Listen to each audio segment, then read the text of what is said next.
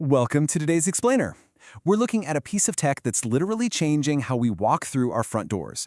Fingerprint door locks. Now, if you're a San Diego homeowner looking to upgrade your home security, you've probably seen these sleek devices and thought, are they actually worth the hype?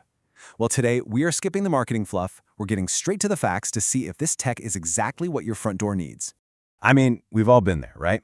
You're standing on the porch, balancing a heavy bag of groceries in one arm, maybe wrangling a toddler with the other, and you are completely unable to fish your house keys out of your pocket.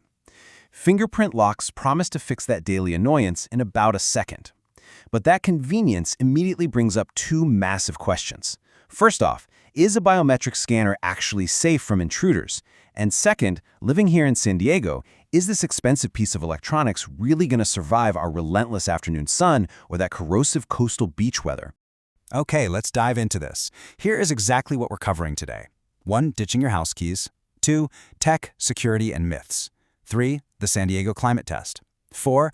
Breaking down the costs. And 5. Is it right for you? Let's jump right into section 1. Ditching your house keys. So a lot of people are naturally kind of hesitant about biometrics.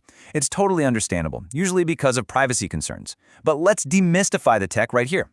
When you first set up the lock and press your finger on the scanner, it isn't taking a photograph of your fingerprint. Not at all.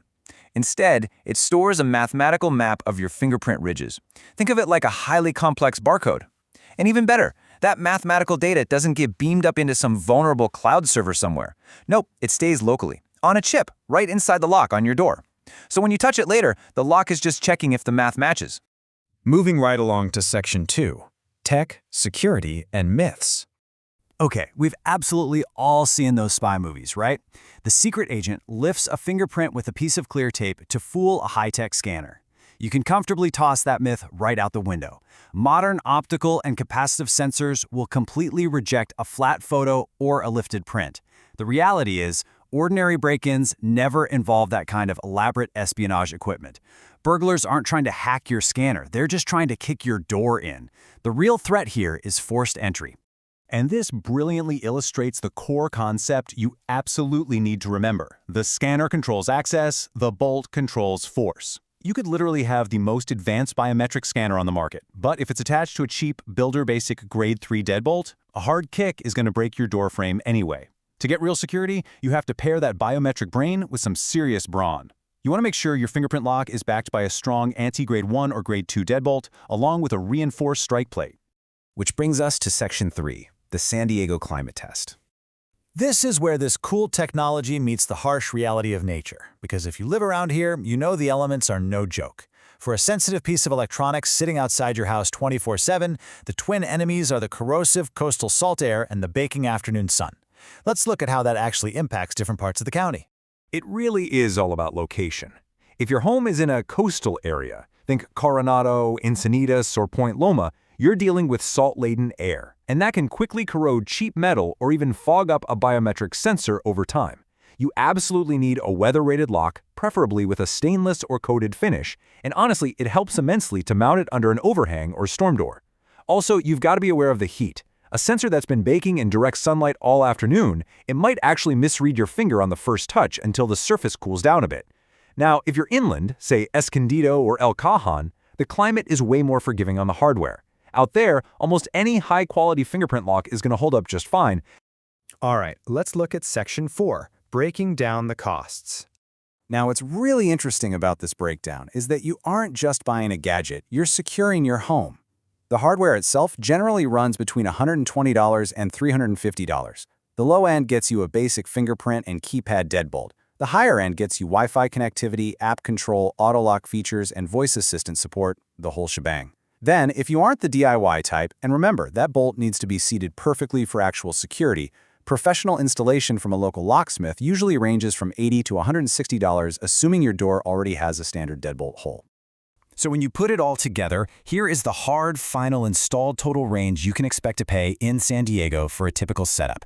$200 to $500. It's definitely a noticeable investment, but for daily convenience and upgraded security, it's a sweet spot for a lot of homeowners. And finally, section 5, is it right for you? It really just comes down to how your door is actually used on a daily basis.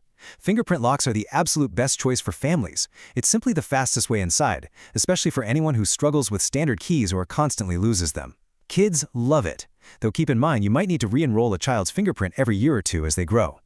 On the flip side, if you manage a high-turnover Airbnb or you have house cleaners and temporary contractors coming by a lot, you should honestly skip the fingerprint feature. A standard keypad lock is a real game changer there, because you can easily text a temporary code without having to enroll a stranger's finger in person.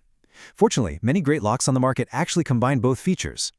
Now, the number one fear people always have is, wait, what happens when the battery dies? Rest assured, you will never be locked out. These locks run on their own batteries, not your house's power, and they will warn you for weeks before they run low.